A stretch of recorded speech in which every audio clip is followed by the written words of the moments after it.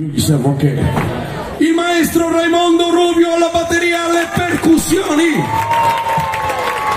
Alright. Allora, yeah, arrivala. Allora,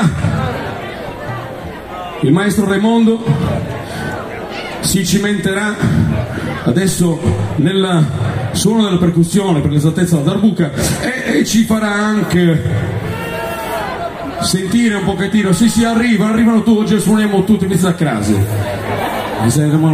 Si scioglierà, prima che scendiamo noi, si scioglierà la statua di Padre Pio. Allora, quindi adesso il maestro è pronto a intonare un po'. Facciamo sentire? C'è, si sente, ok, grande maestro.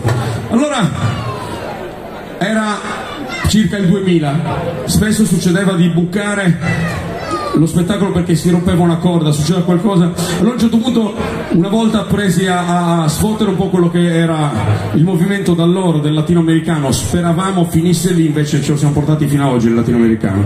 Bene, noi abbiamo rovinato un po' di cose latinoamericane, anzi le abbiamo migliorate. Allora, faceva più o meno così. Pronti? Maestro, vai, dai il tempo che loro battono le mani, vai!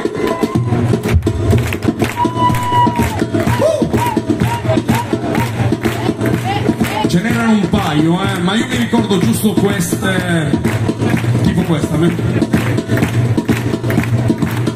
Gianni è troppo grasso, di capisa maglietta, danno su dottore, se dica una bicicletta. Gianni è troppo grasso, non di capisa maglietta, sputo la debrete che disco pesa braghetta e tu vai a pedalare tu saida. Gianni è troppo grasso, di capisa maglietta, danno su dottore, si compra una bicicletta. Gianni è troppo grasso, non di capisa maglietta, sputo la debrete che disco pesa braghetta iniziando vai a pedalare tu saida fa. Sude già, proprio manno, ma su galleggia, ti dovrà, proprio manno. E poi c'era la bomba, che uno può dedicare una bomba a chi vuole, e oggi ce ne sarebbe di bombe da dedicare. Ognuno la pensi per quell'istituzione, per quel qualcosa che non funziona. Ne abbiamo tante di istituzioni, siamo circondati dal mondo delle istituzioni.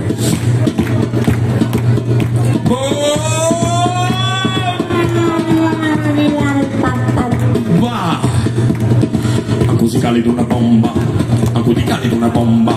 una bomba scetti, basta una bomba scetti, ma che disco questa bresciura, sicura, una bomba scetti, basta una bomba scetti. Tengo un problema alla lingua, non riesco ad hablarmi, come puoi indicare un dottor dove andarmi a curare? A metà cazzone di bomba,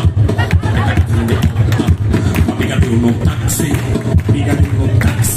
c'è un ospedale in gallura, e sta a casa questura, chiedi del dottor Ezzi, volevo andare all'ospedale per curarmi, ma a un certo punto allarme, ho visto qualcosa nella strada 131, pare non c'è fuori nessuno, invece ci ho attaccato una frenata, è finita una bestiolina piallata, forse era un gatto tutto piallato, mamma mia che sofferenza! E tutta questa frescura, purtroppo è anche un po' nel taxi, succede, anche un po' nel parabrezza, c'è uno che non è parabrezza, un altro nella Pepsi, del tipo del taxi. Non sapendo come tornare a casa, la macchina era distrutta, ce l'ho messa tutta ma nessuno mi rispondeva, neanche l'ACI al telefono. A un certo punto vado per buono, piglio la strada, ho visto una luce che mi separava nel fronte, ho detto che sarà questa la fonte della salvezza, ho visto una bella ragazza, nella sua bellezza ho intravisto questo figurino, a fianco un camperton che andava a fuoco, e ho detto che ci fai in questo luogo, poi l'ho vista poi da un po' da vicino, era talmente bella che mi pareva la tua sorella, ti dico che era la tua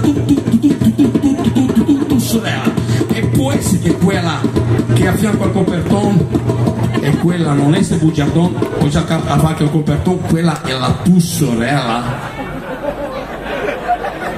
È bella cazzo di fortuna,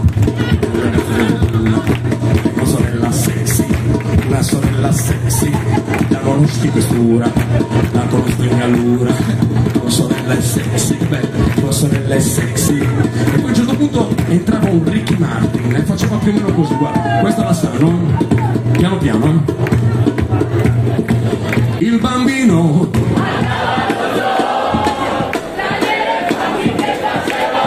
sa mamma su Villu.